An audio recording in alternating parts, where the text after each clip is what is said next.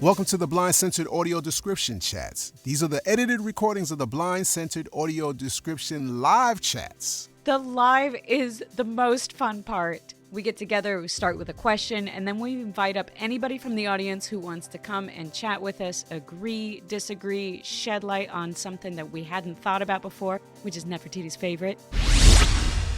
I'm Nefertiti Matos Olivares, and I'm a bilingual professional voiceover artist who specializes in audio description narration. I'm also a fervent cultural access advocate and a community organizer. I'm Cheryl Green, an access artist, audio describer, and captioner. And I'm Thomas Reed, host and producer, Read My Mind Radio, voice artist, audio description narrator, consultant, and advocate. Hi, I'm Scott Blanks. I'm a passionate advocate for the highest quality audio description in all of the arts. I'm the co-founder of the LinkedIn Audio Description Group and the Twitter AD community. Scott Nixon here. I'm an audio description consumer and advocate, hoping to be an audio description narrator very, very soon. Hey, Nev, why don't you tell people how they could join the live recording? That's really simple. Just follow us on social media to keep up with important details such as dates, times, and what platform we'll be using. On Twitter, I'm at NefMattOli. Cheryl? I'm at Who Am I to Stop It? I'm at TS Reed, R to the EID. How about you, Scott? I'm at Blind Confucius. That's BLINDCONFUCIUS. And you can catch me on my social media, Twitter only. That's Mr. Broken Eyes, capital M-R, capital B-R-O-K-E-N, capital E-Y-E-S. Recording now. I've noticed, and let me know, folks, if you have noticed this too, but a lot of things, like there's a lot of fervor, when something happens, and we, you stick something in our craw and we get all up and like, and then the next thing happens and it kind of just stays there. And yeah, I think it's high time that we stop doing that as a community, whether you be a blind consumer or a blind professional, a sighted professional, a sighted consumer. It doesn't matter. Whatever AD means to you, we want to talk about it here throughout these conversations, always ensuring top-notch quality is at the forefront. With, of course, because and if you know anything about Cheryl, Thomas, Scott and I, Scott B and I think I could say this about you, Scott N, as well. We are anti-racist, anti-ableism, anti-anything that keeps anybody out, including access to information. And that's audio description. So that's my little spiel. Oh, did we say that part of our rule is just to let folks know when we're done speaking? So you can say something like, I'm done, or I'm complete, or check, or I don't know, blue ribbon burger. That was half the rule book. Okay. Purple monkey dishwasher. Make sure that that's how we're going to talk. Because, folks, if you want to come up and speak, we want to hear from you. But we definitely want to ensure that everyone gets heard, that folks don't get interrupted, and that, we keep it civil. So, again, you can request to speak. We will let you up one or two at a time. And when you're done speaking, you can say something to signify that. I know we all here have our own opinions on what makes up quality audio description. I want to hear from other people. What does that mean? What are the elements that make up quality? And so, we start with the three basic, right? The script, the narration, the audio mix. But what else makes up quality audio description to you? I'll start with what my idea of quality audio description is, and like Thomas said, it's the basics, it's the script, the engineering, and everything, but the proper choice of narrator is absolutely paramount. And there's been a big discussion. I know Thomas has been speaking about it quite a bit recently, about the cultural side of having the right narrator to the right material. And a brilliant example of this has recently come up with our friends at Descriptive Video Works, who did the audio description for the new Predator movie Prey over on Disney Plus. when they did it, they had a very tight turnaround on They had an the audio description track. And then the director of DVW was horrified to learn that the lead in the film was a member of the Cherokee Nation, and they didn't have someone culturally appropriate providing the audio description. They've written to Disney Plus and offered to redo the audio description with the right cultural sensitivity in the at least the script, if not the narrator itself. And so far, Disney haven't gotten back to them. So that's a really good example of a company being proactive and forward thinking and willing to do the work to get it done, because that cultural sensitivity and competency really does enhance the work of audio description. We all know, for example, the what I call the Black Panther disaster, where a movie entirely produced by African American filmmakers was given a very bland British narration, and I'm just sitting there going, "Did someone colonize audio description over here, or what?" So, yeah, that's my 2 cents for now. Scott out. So this is Scott B speaking. And it was interesting, Thomas, you talked about the 3 basics. And I know that you, and we all know about it, but I think you left it out intentionally so someone would pick this up, which is I want to point out 2 things. One, when you write a script and you have a narration, there needs to be a balance, a check and balance of a quality assurance. And it needs to be in that process somewhere. It can be in a couple of different places. We can get into the technical about that. But there needs to be QC. And I am going to say that I think, as this is an art form and an accessibility tool that has been developed by and for blind people, quality work is a very good match for blind professionals as a job, potentially as a career or a part of a career. Every piece of audio description that is created, brought into existence, needs a QC balance. That's point 1. Point 2, just as a general comment about audio description quality, I think a lot about acting.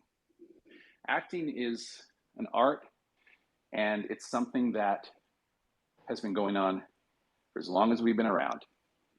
And they didn't just start acting and say, all right, we've done it. This is as good as it gets. We're doing it. We're just going to keep acting and doing exactly what we're doing here. There are schools of thought. There are method acting. There's many different things that have continued to evolve acting. Audio description is here, but we don't stop. We make it better. And what making it better means might be it is a subjective question, but it is undeniably something that can be made better on all counts: writing, QC, engineering, narration, all of it. And that's Scott B for now. I'm done. Nefertiti speaking, beautifully said, all of you. Thank you so much. And since I did invite Robert and Colleen up to the space, or into the space, let's hear from them. How about you get us started, Robert? Welcome. Hello, everybody. I'm a blind audio description writer, and I'm kind of biased when we talk about audio description quality, because I think that the script is like the main foundation that makes up like the beautiful cake, right? So when I think of quality, I start with the script and then work out from there. Recently, just as an example, as a totally blind person, I've been really thinking about how do describers, how do they put sizes into words that that a lot of people can comprehend. Like, for example, if you're congenitally blind, you don't really have a point of reference for something like something as gargantuan or gigantic. So what I've been trying to do in my previous few scripts is use terminology like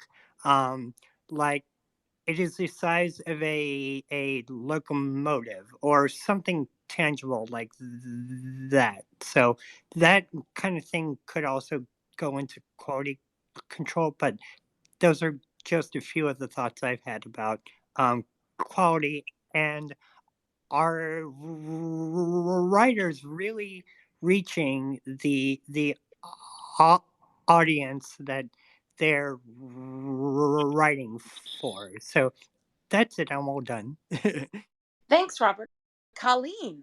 My name's Colleen Connor. I am I am an advocate. I do a lot with audio description, but I primarily run audio description training retreats, which is developing virtual, curriculum for all different types of audio descriptions and categories of audio description. And I'm also on that weird subject matter committee of people in the US that's working on creating a certification for audio describers, and trying to sort of get it moving and get it. I feel like I don't know how many people have sensitive ears here, but I recently just was like, do I have to be the bad bitch of audio description? I might have to be the bad bitch of audio description. Be the bad bitch, okay? And so Be that. I'm trying to bring lots more voices to the table. I'm trying to, specifically bring as much education and keep things up to date and involve my former students and stuff like that. So unfortunately, I haven't done in-person training in a while, which was always lovely. The reason we were called training retreats was because we used to take people to a lake house in North Carolina and do an entire retreat situation while you learned audio description. But the pandemic sort of threw that out the window. The benefits of that are that I have now reached way more people across the globe. And similar to this meeting, it was, what time do we do? Okay, it's 2 a.m. where you are. Thank you for joining us. I'm sorry. You'll be learning an activity that is very nuanced and challenging. Congratulations. So, yes, that's me. I'm happy to answer any questions. I am not shy or easily offended. So, Colleen, it's Scott Nixon here in Australia. I just wanted to congratulate you on the work that the retreats have been doing over the past couple of years. And I just wanted to mention, I sent you Alison Johnson a few years ago. You're welcome. Yes, I am welcome. Yes, I'm so happy. So I follow you on Twitter, of course, you know this. And I was wondering if it was the same Scott Nixon that she had mentioned. And I was like, I'm not sure.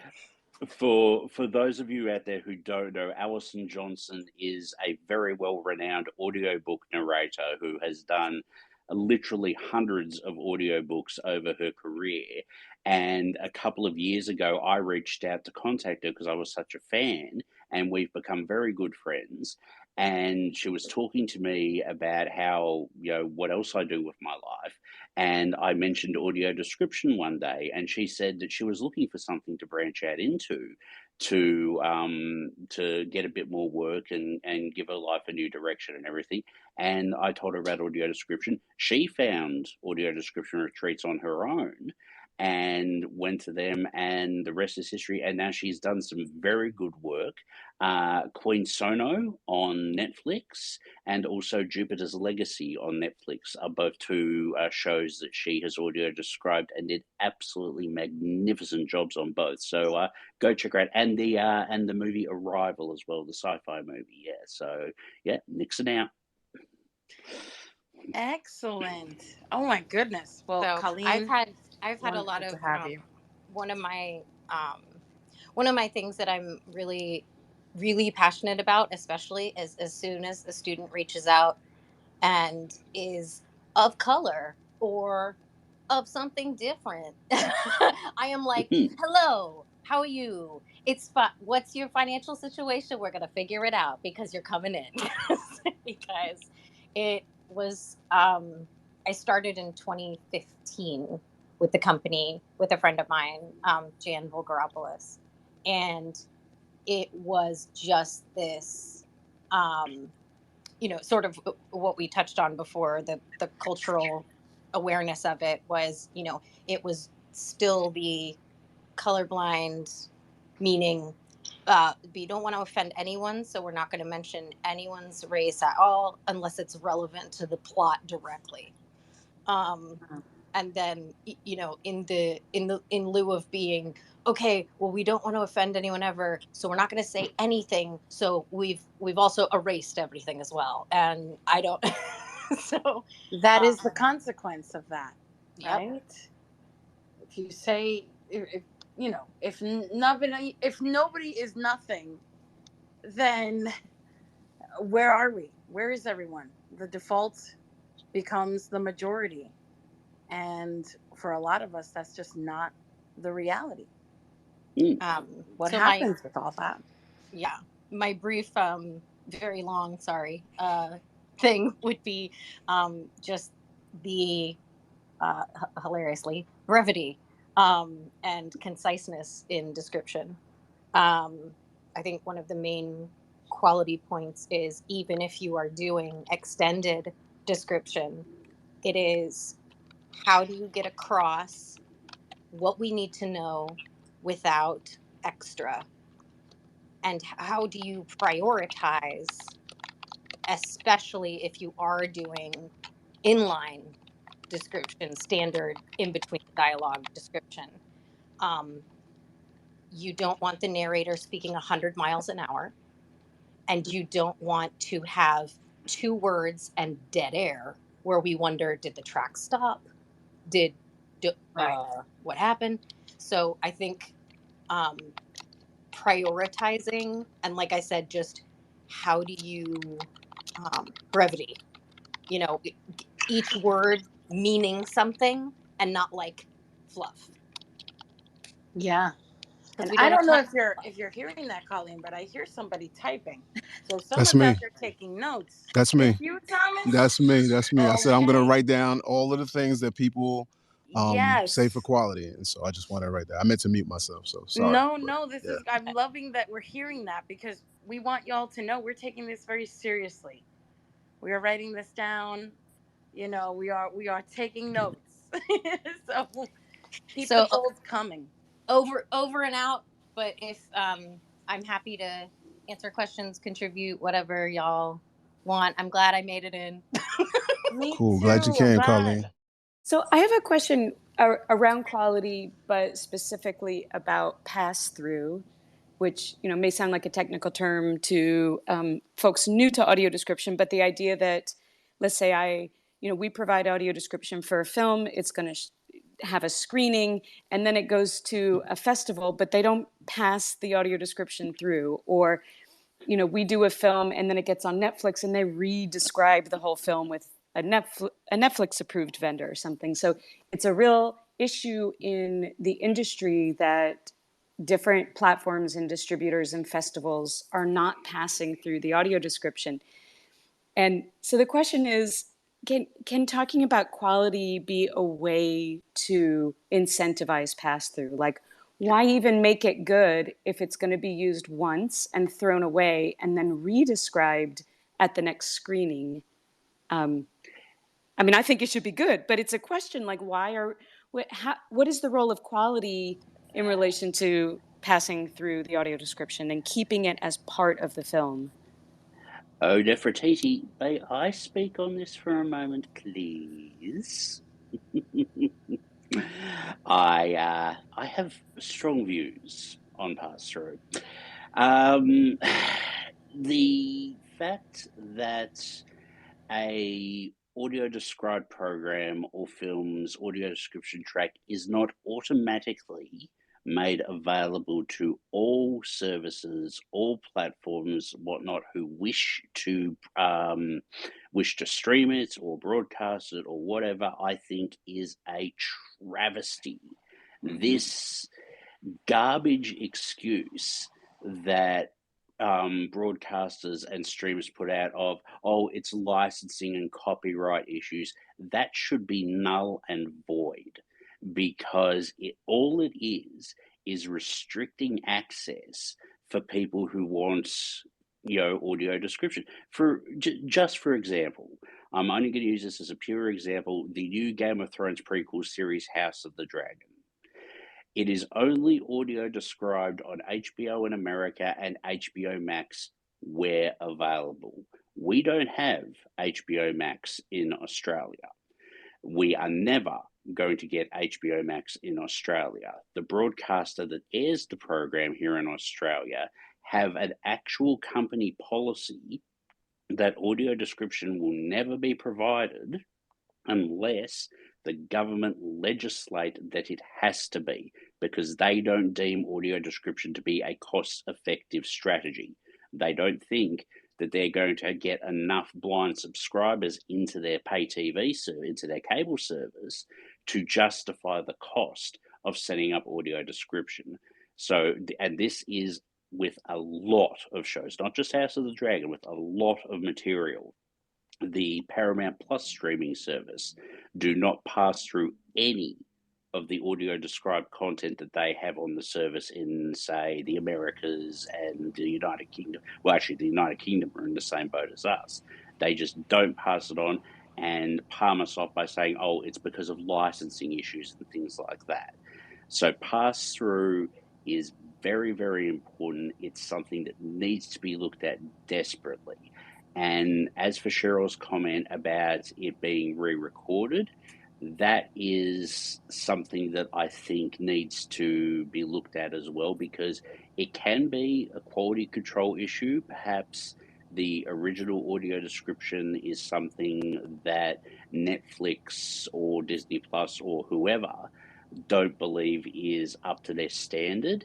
And that's a discussion for them and the vendor who originally audio described the content. And I think there's a way that they could work together to make the script better and so on. But yes, pass-through is one of the biggest bugbears that I have in the industry at the moment. Nixon out.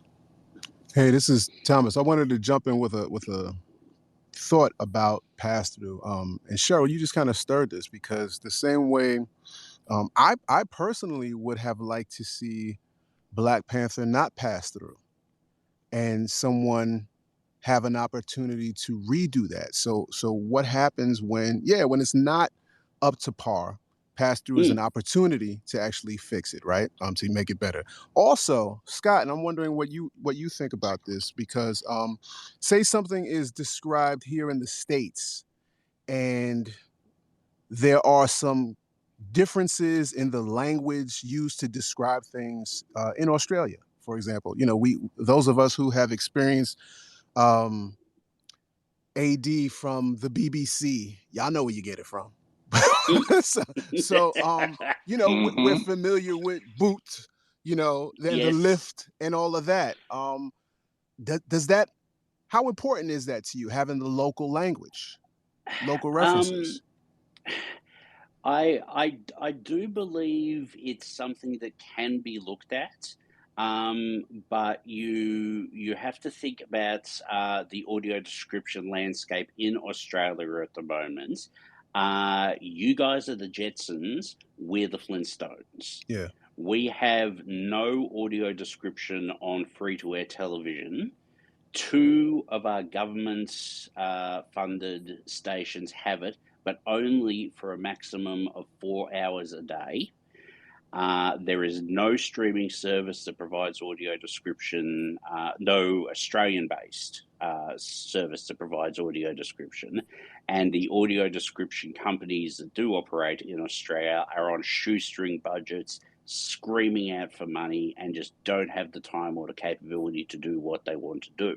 I would love a world where audio description could be done for American and British programs with an Australian voice. I think there is a market for it in some aspects, but at the same time, the Australian landscape has been so saturated with American and British programming over the years that quite a few of us would be more than happy to deal with the American or British versions of the AD as long as we actually get it.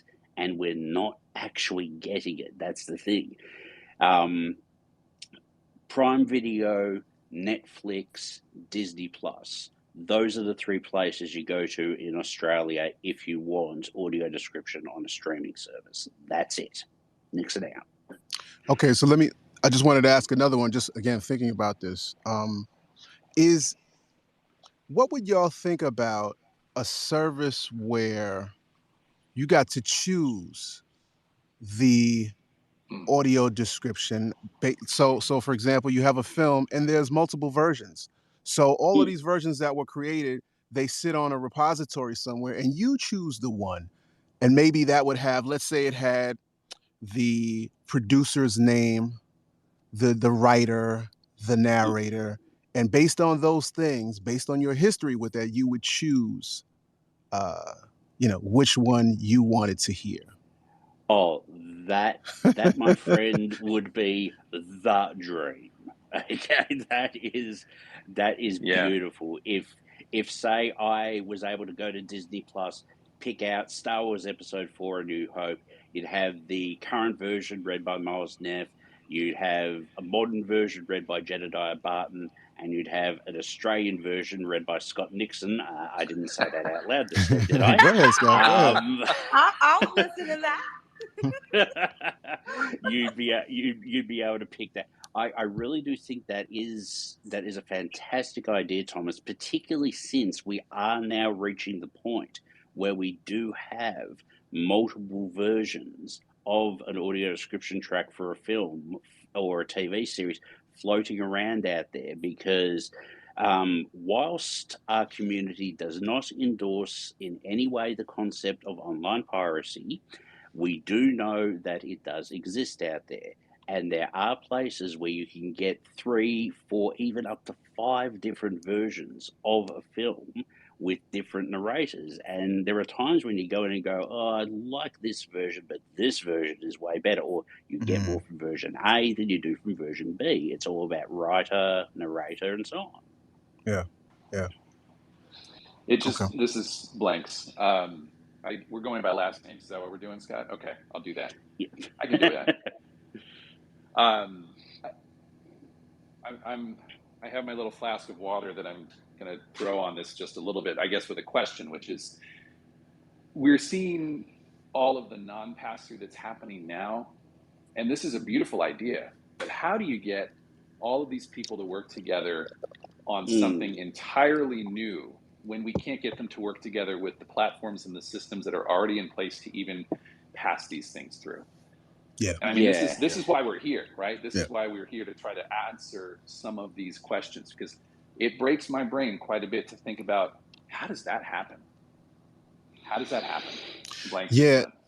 And I'm not I'm throwing it out there, but I'm also throwing it out there for the next part of this, which is and it kind of goes back to what I think Cheryl was talking about, because that would be a wonderful way of really getting into this comparison and seeing, well, what is quality? Getting back to that whole subject. Which one of these are really quality audio description? Because you can have one, and all of it is subjective, right? All of it is subjective. But there are things, I mean, there's good scripts and there are bad scripts. There's bad writing. We can agree on that. I think the subjective part is mainly or the objective part rather is mainly the voice, right? Wait, did I say objective or subjective? So yeah. So basically everyone has their own opinion on whose voice they like. So that's sort of that side of the thing. But I think we can agree on the script. But it would just be an interesting comparison to kind of weed out what is quality and all of that. So I mean, I know we talked about keeping this to about an hour. And so I'm wondering if we could get into some some conversations of what can we do to influence the industry.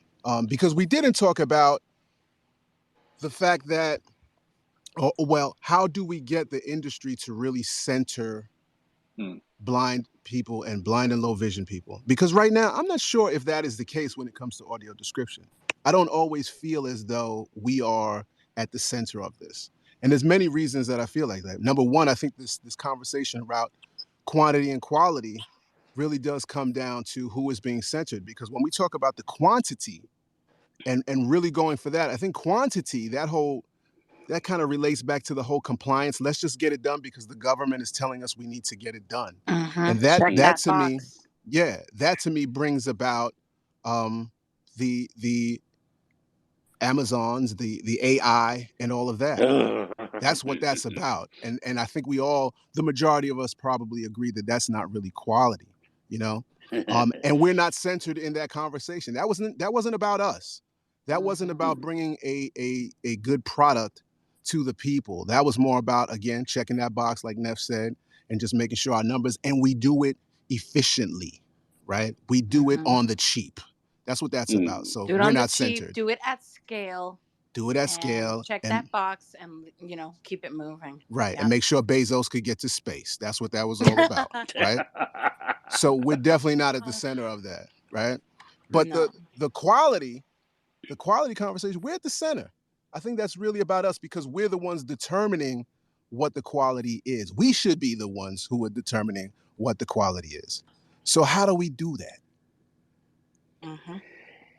It's a really, to use a desperately Australian term, a real sticky wicket, to be able to get everyone to the table and explain to them, you guys work for us, type thing. Because at the end of the day, they're all a lot of the companies are squabbling amongst themselves, trying to churn out product as best as they can.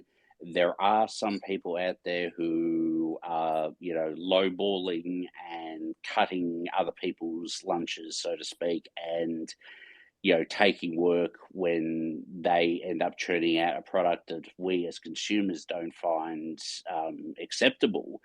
But the problem with that is, even if it is a crap a crap turnout of the service, we are still going to listen to it because we need to be able to listen to the audio description to enjoy the program. If it's something we want to watch, let's face it, we've all put up with an AI at one point because we've just wanted to hear what something is like and be part of the experience.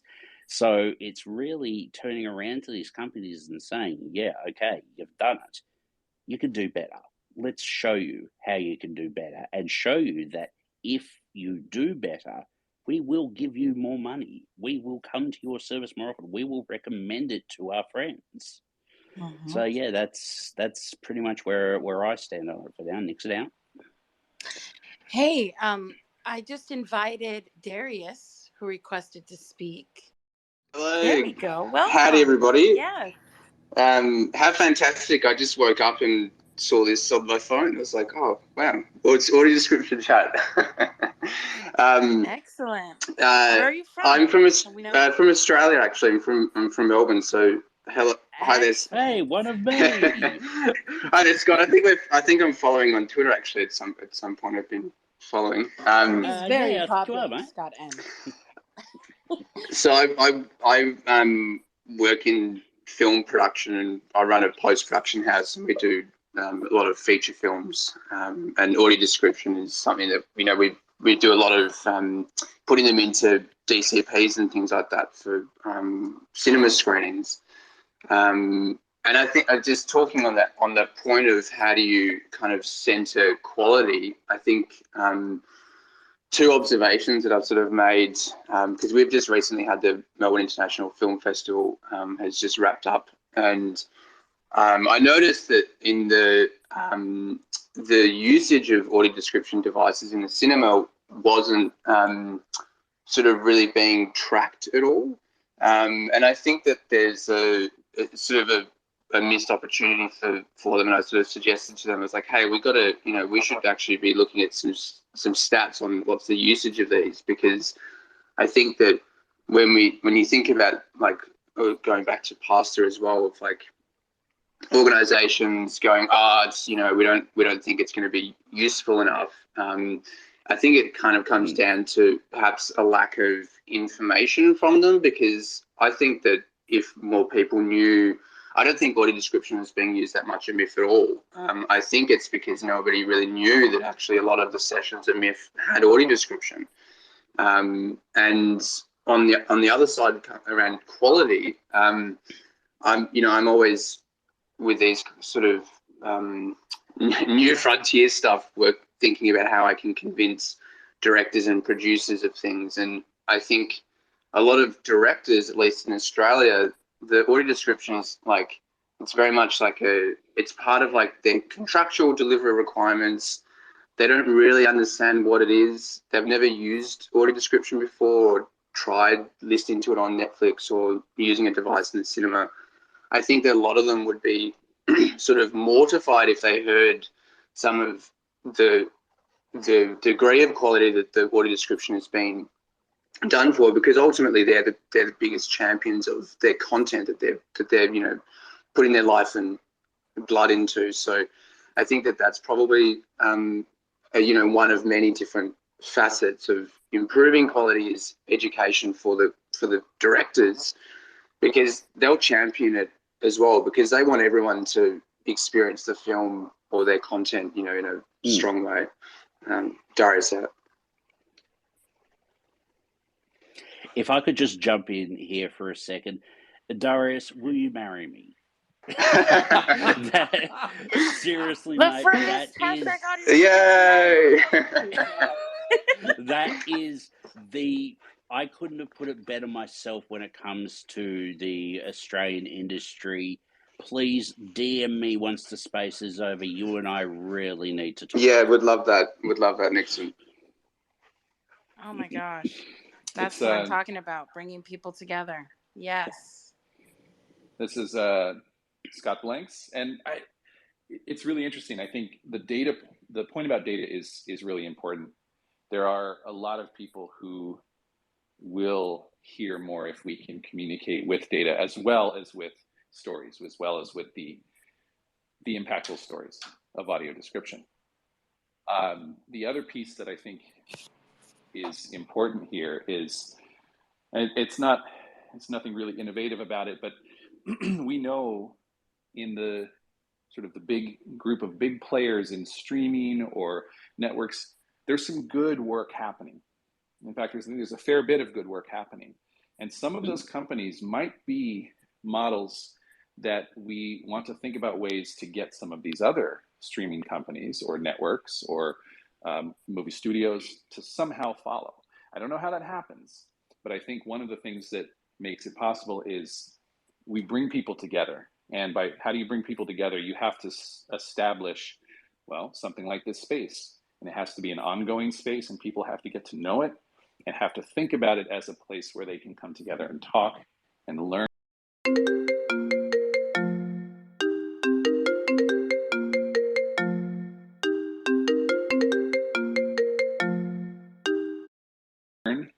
And be challenged and be okay with that. There are good cultures of accessibility and audio description quality happening in some places. There are people in those places who want to help move this along. They will be our allies and they will be support for this. But they know just as well as that we need them, they also need us. They need blind people, they need professionals, all of it to come together. It's going to take time. It's going to take a lot of tenacity. I think we got that. Blanks is done. Hello, We did it. Wow. Hello, this is Robert King again. I had a couple quick things, and then I actually have to jump off here, sadly. But in terms of how to improve the awareness of audio description. I want to see more open audio described screenings, like at movie theaters and everything. And also, I want to get screenwriters involved in the audio description process. I really think that would also help us well. In terms of quality, I just would like to briefly talk about the pay rates in the industry. They are very, very, very low, extremely low.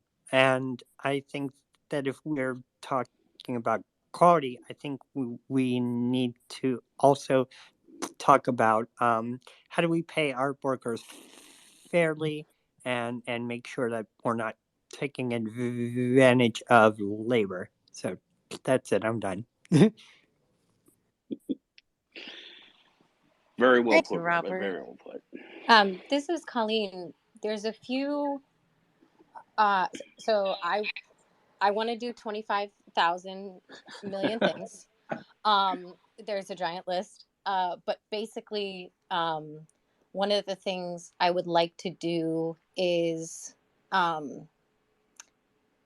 talk to the filmmakers and the screenwriters.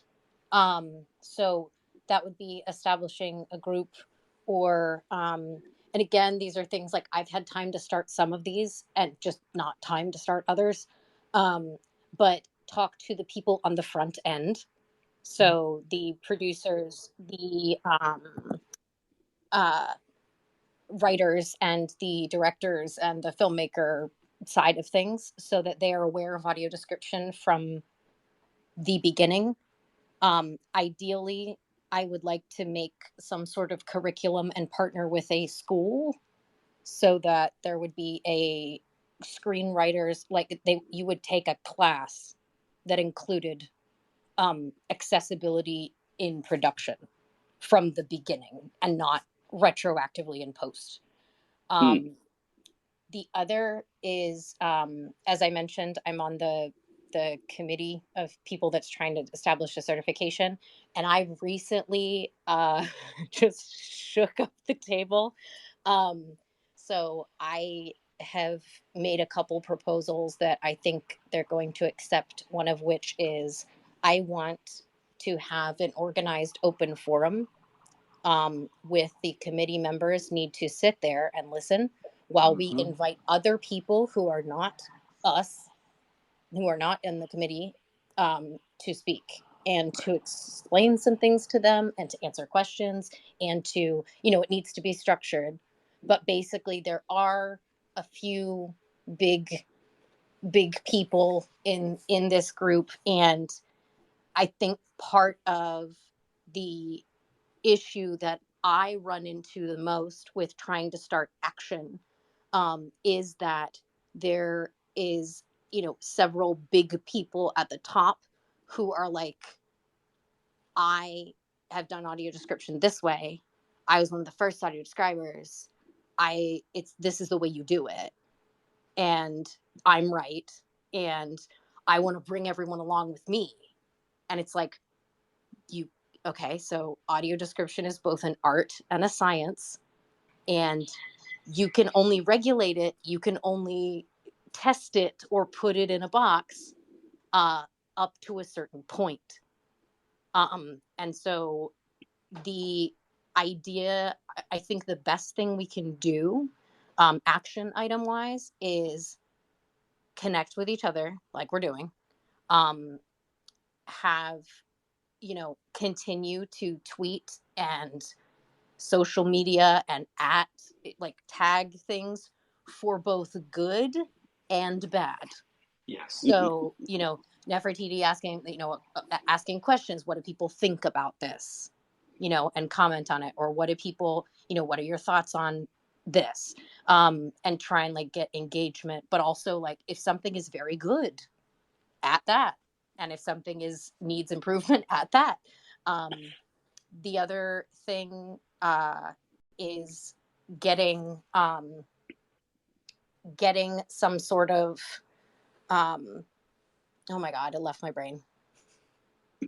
Dang it. I had one more thing, but there's I have a big list, and it's just like I'm one person, and I'm like, no, chronic illness, why? Don't worry, Listen, Colleen.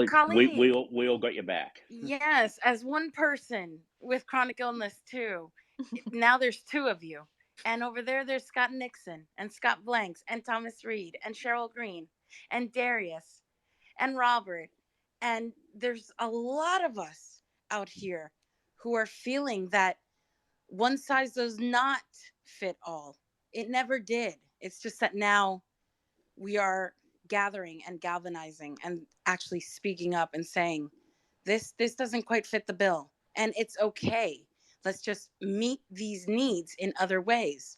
It's not that, as you were saying, the people up at the top, like, goodbye, get out of here. No, there's a place for everyone in this. But I think that's the whole point. At least in my world, there is a place for everyone, right?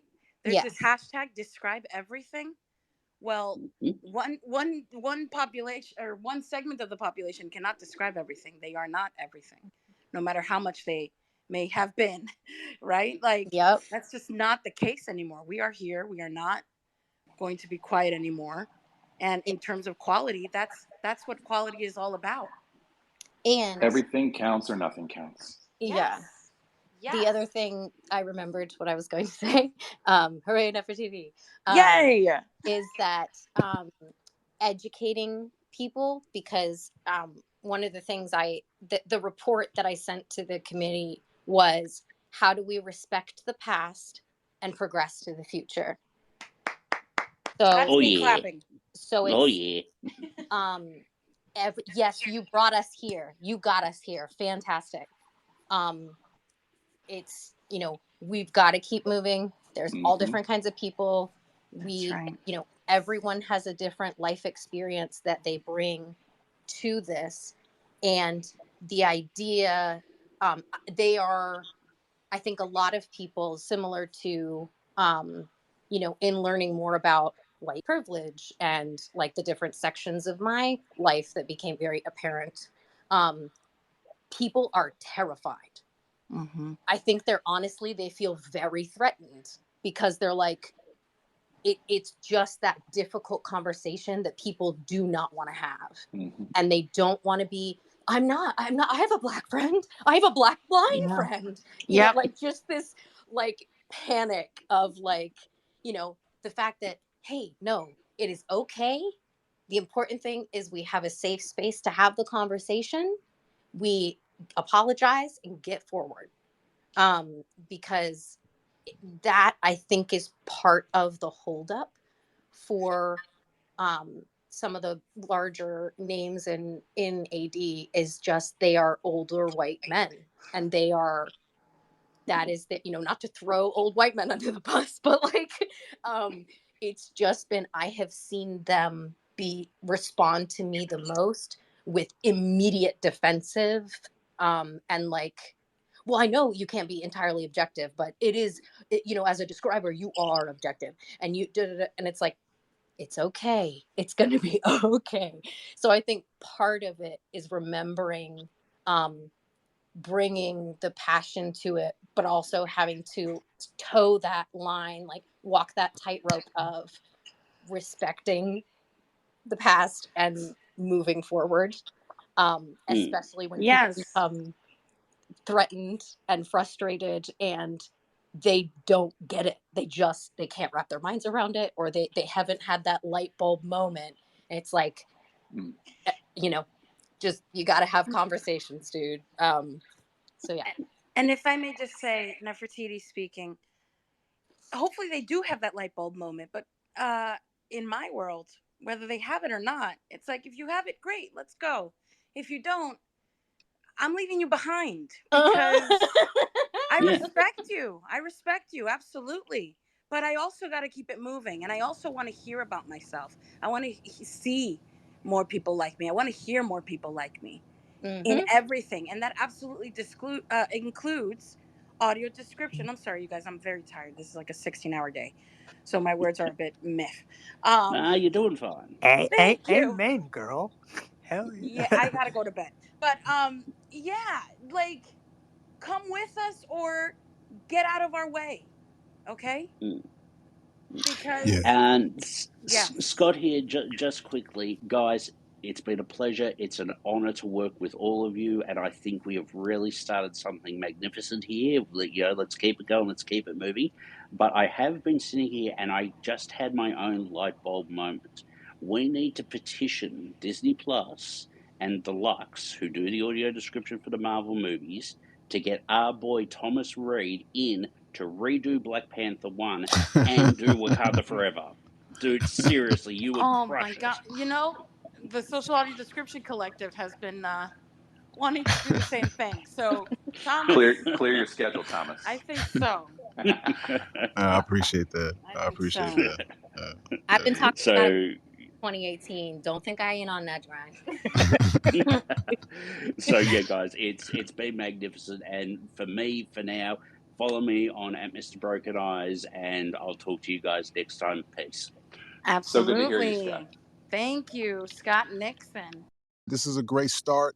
And these conversations are definitely what we need. We need to get more people involved because, the more I think about it, there are definitely organizations doing what they do and doing certain things when it comes to audio description. But obviously, it can't be everything. But it doesn't always need to be them doing the work. And I mean that by, like sometimes I think we leave it up to an organization to do certain work, right? And I think there's pressure that needs to come from within, and then there's pressure that needs to come from without. And then some of this work is not going to get done by the organizations. And I don't mean that in a bad way. I just mean that's what happens sometimes. Sometimes it's not the organization's place to do it, and sometimes they're just not built to do it because they have other objectives. Mm-hmm. And so some of this stuff has to come from the people, and Yes. we are the people, and we need to put some of this pressure and keep this up. And so I think having these sort of conversations are absolutely great. And I think we also need to take a look at what we mean by support from the community, because to me, support is conversation. Support is not falling in line with what someone says. Support is conversation. Support can be disagreement and just discussion, and doing that in a way that is for the greater good, because I truly believe that we all want to get to the same thing, right? But the way we get there is a little bit different. Some of us, want to be a little, some of us are just tired. Some of us are just tired, you know what I mean? We don't have that much time. We need to see some things, and we've seen a lot. And even if it's it might not be just, it's not just audio description, because as we see, again, it's not just entertainment, all of that. Yes, it's true. It is not just entertainment. This is big. This has really serious implications. Yes. And so we need to remember that. And I think if we're going to be a community who's going to support one another, don't think we have to always agree, but we do have to be civil about it and have these conversations and be respectful. And I don't see anybody, I see most of us doing that and being respectful. So just keep that in mind. That's all I'm saying. If that made sense, I hope it made sense. That made absolute sense. Love each other. Absolutely. Even if you don't. Respect. Yes. Even Yeah. if you're not coming at something from the same perspective, or even if you might diverge from someone else, there's no need to be rude or point fingers or degrade. There's no need for all that. Absolutely. I think Thomas is absolutely right. We all have the same end goal, which is to improve, to enhance, to make it better, to make it more inclusive, to make it less gate-kept, right? Yeah. And again, there might be different ways that we get there, competing, sometimes conflicting priorities. But, to someone it might be about Dolby Atmos. To someone else it might be having people of color describing films that are of people of color. It could range on what our priorities are, but ultimately, I think it comes back to what we first started talking about here: quality. We want the quality of audio description to improve and to be better every day. Yeah. And let's salute those who are actually doing that right now, because not everybody's doing it. And I think we know. I don't necessarily have to go through the list of companies who are doing it, but I think we need to start recognizing those who are doing it, those who put their name. Notice who doesn't put their name. You know, there's folks who, their Very names telling. just aren't there. That's very telling. And if you can Very find out who that telling. is, you'll notice like that means something. So when the names are there, notice if that correlates with quality. Like that's real.